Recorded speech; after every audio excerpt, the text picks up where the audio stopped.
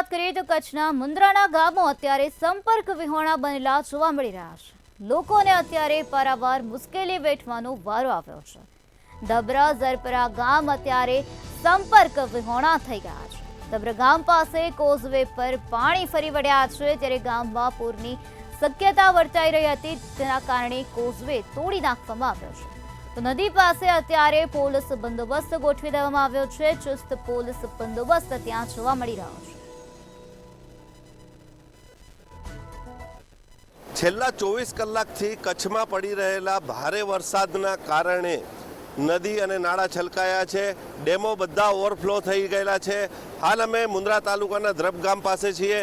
કેમેરામેનને કહીશ કે તમને દ્રશ્યો દેખાડે કે હાલ જે નદી જે છે એ પુલ ઉપરથી જઈ રહી છે, તેમજ આ જે નદીનું જે પાણી જે છે એ ગામને નુકસાન ના કરે એના માટે ગામવાળાએ જે રોડ છે એ રોડને તોડી નાખ્યો છે કે જેના કારણે નદીનો પ્રવાહ જે છે એ સીધો નીકળી શકે।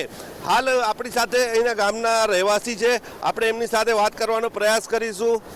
શું લાગે છે આ નદી જે પ્રમાણે વરસાદ પડ્યો છે અને નદીમાં જે રીતના આવ્યું છે, શું કહેશો તમે આ વરસાદ વિશે?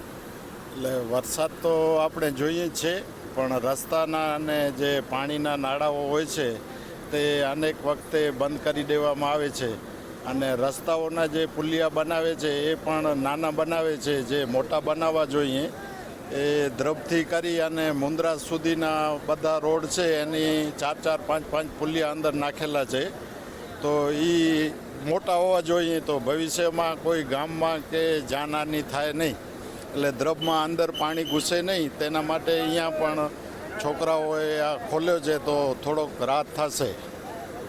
ચોક્કસથી તો જણાવી રહ્યા હતા કે જે રીતે કોઝવે બનાવવામાં આવે છે અને કોઝવેના કારણે દર વર્ષે જ્યારે પણ વરસાદ પડે છે ત્યારે રોડ રસ્તા બંધ થઈ ગયા હોય છે। હાલ તમે જોઈ શકો છો કે ધ્રબ ગામ જે છે એ સંપર્ક વિહોણું બન્યું છે અને જે ગામના લોકો છે તે ગામમાં જઈ નથી શકી રહ્યા। તો અને બીજી વાત કરવામાં આવે તંત્રની, તો તંત્ર અહીંયા સદંતર નદાર જ રહ્યું છે। ગામના લોકોએ આ રોડ તોડ્યા છે અને ગામના લોકોના પ્રયાસથી જ અત્યારે આ નદી જે છે એનો પ્રવાહ સીધો દરિયા તરફ જઈ રહ્યો છે। કેમેરા પર્સન સબ્બીર સાથે સલીમ સમા, મંતવ્ય ન્યૂઝ, મુન્દ્રા।